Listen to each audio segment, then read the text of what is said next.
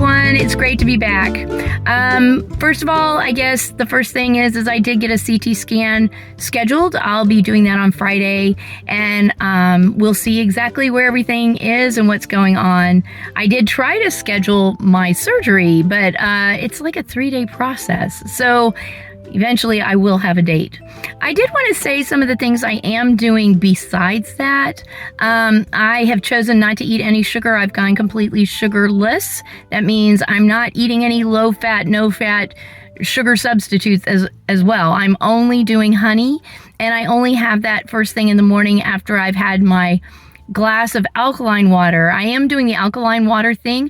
I think it's important that you do alkaline water, especially in the first thing in the morning and before you go to bed. I'm also adding those packets of emergencies. Those are 1,000 ICUs.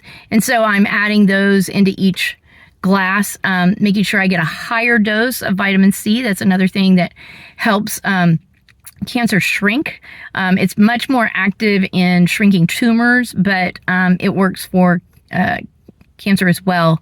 The reason for no sugar is because sugar feeds it, and you want it to die on the vine, I guess is the best way to say it. You want it to shrivel up and go away. And my hope is that making these decisions from a nutritional standpoint is going to, if I have to have surgery, it's going to make it easier. The other thing I'm doing is low glycemic fruits and vegetables, giving my body an opportunity to kind of rejuvenate itself.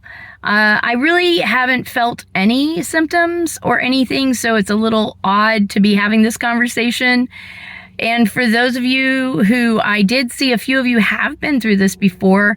I didn't hear whether you had any symptoms, but it's kind of weird to think that I'm preparing for the surgery and yet I don't have any symptoms. So anyway, still believing for a miracle and that God's got this.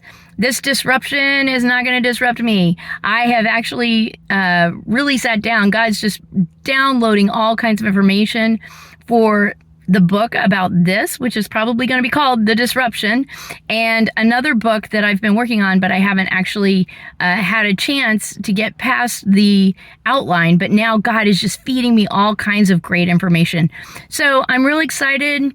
Spent the day today doing some different things, biblically, spending time with my discipleship groups, spending time with God in another way, listening to Katie Souza's prophecy on how you really need to go and fight the contracts, the death contracts that have been put out, especially if you are in ministry or if God's got a calling on your life that you know is a tough topic, which is really where mine is. As my last chapter, I wrote a chapter for a book called Resilience, Women Rising to Their Greatest Moments.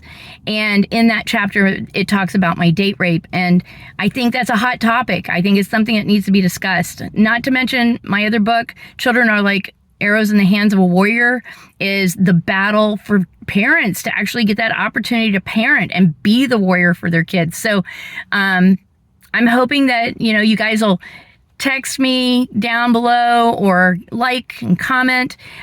Loved all your messages. Thank you so much for all your prayers. And I thank you that you are praising him in the midst of this, because that's what I'm doing. I'm praising him because this is just a disruption and he deserves praise no matter whether it's a good day or a bad day.